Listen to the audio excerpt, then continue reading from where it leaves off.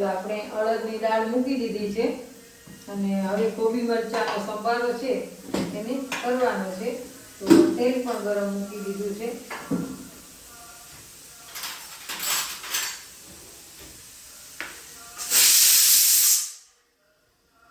આપણે કોબી મરચાંનો સંભારો કરી દઈએ.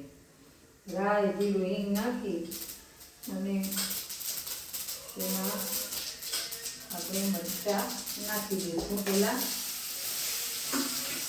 મરચાં નાખીને હલાવી લઈશું અને ત્યારબાદ આપણે કોબી નાખી દઈશું.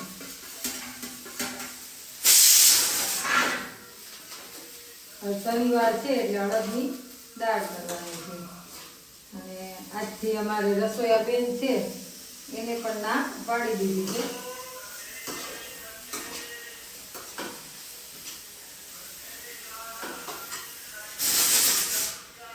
કેમ કે હમણાં મને મજા નહોતી દિવાળી ટાઈમે એટલે રસોઈયા બેન રાખ્યા હતા. તો આજથી બેનને પણ રજા આપી દીધી છે કે હવે પછી જ્યારે જરૂર પડશે ત્યારે તમને બોલાવીશું. હવે આપણે કોબીમાં મીઠું નાખી દઈએ.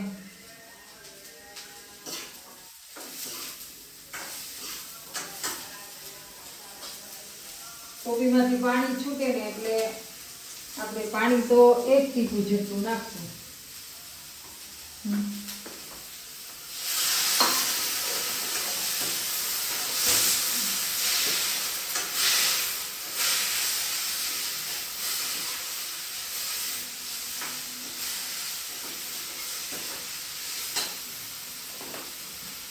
અડદની દાળ ને લસણની ચટણી હોય એટલે શાક તો કાંઈ જોઈએ નહીં.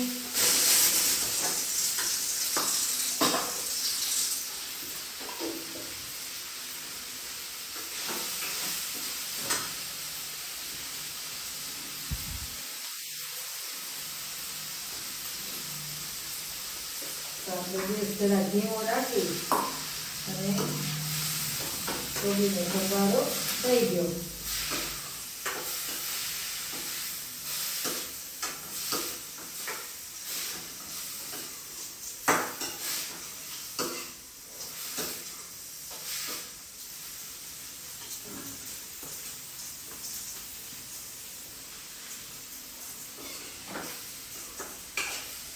તમે જોઈ શકો છો કે આપણો કોબીનો સંભારો છે ને એ એકદમ થઈ ગયો. હું તમને બતાવું.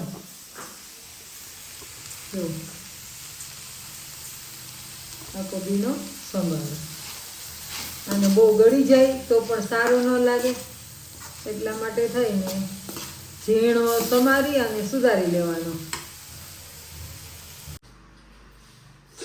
હવે આપણે અડદની દાળ લીધી છે તો આપણે એને વઘારી લઈશું. જો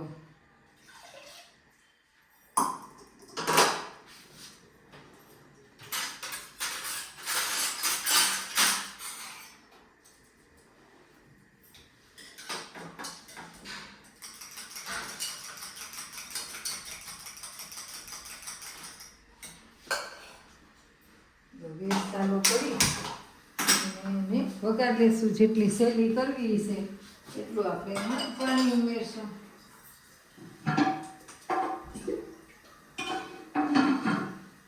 ને અડદની દાળ છે ને એમાં દાણાદાર હોય તો બહુ મજા આવે.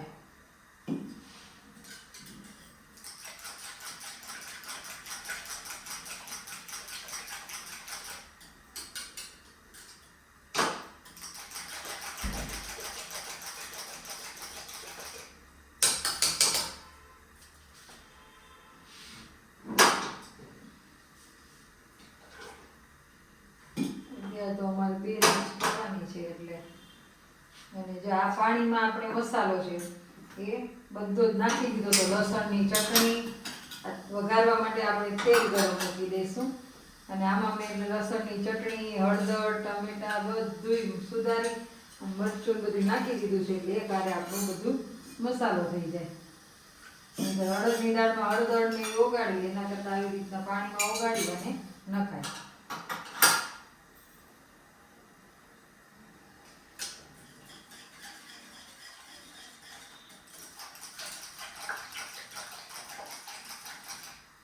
દર વખતે તો આપણે રોટલા કરીએ છીએ, પણ આજે રોટલી કરશું.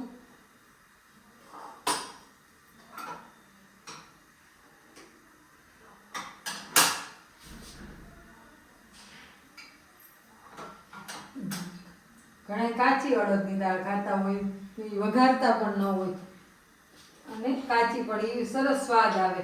વઘારેલી પછી તેલનો સ્વાદ આવે, પણ ઓલો કાચો અડદનો સ્વાદ આવે ને તો સરસ મજાની લાગે. મોટા વરામાં અને એમાં જઈએ તો વઘારેલી ના હોય. અને અથવા હું ક્યારેક ક્યારેક તો ડુંગળી નાખી અને એનો વઘાર પણ કરું છું. એ મેં મારા દમુસ કિચન છે ને એમાં મેં મૂકેલી જ છે, કે જે ડુંગળીનો વઘાર કરીને મૂકું છું.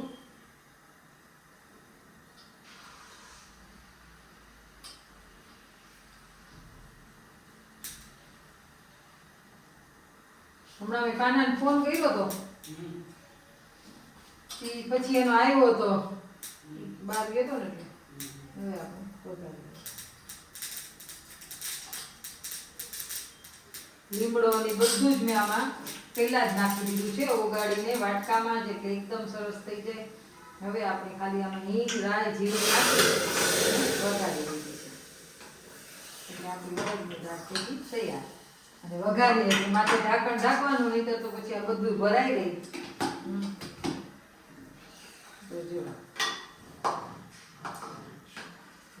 દાણાદાર દાળ થઈ ગઈ છે તૈયાર. હવે જો લસણની ચટણી તો નાખી જ દીધી છે, પણ કોઈને વધારે નાખવી છે તો ખાંડેલી રાખી જોઈ. સ્વાદ પ્રમાણે નમક નાખી દઈએ, બસ થઈ ગઈ દાળ તૈયાર. અડદની દાળ કરવી ખૂબ સહેલી છે.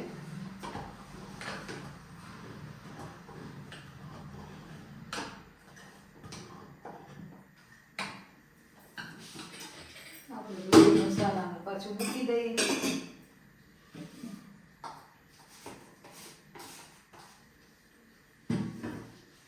હવે આપણે કરી નાખશું રોટલી.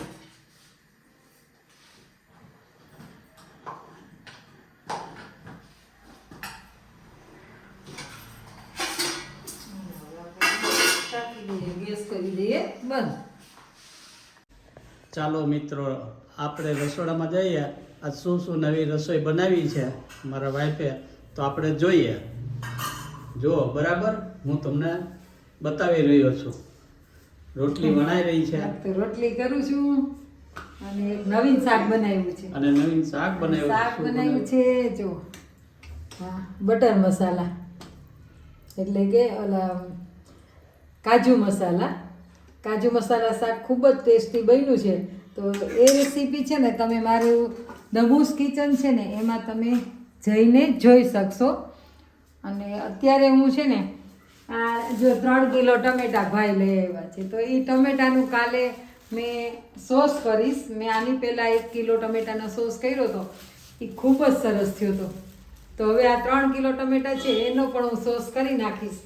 એટલે એ રેસીપી નહીં જોવા મળે, પણ 1 કિલોની કરેલી છે એ રેસીપી આપ ચોક્કસથી જોજો.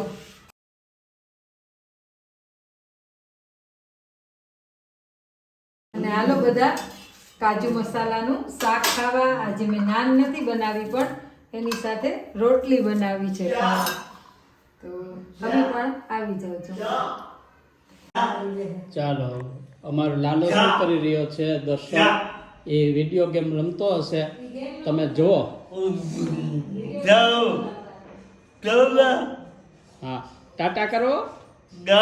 હા, જય માતાજી. હા, જય હનુમાન દાદા. હા, તને આ શાક કેવું લાગ્યું? કેવું લાગ્યું? મજા આવે? સરસ છે. કેવું છે? બહુ સરસ છે. હા,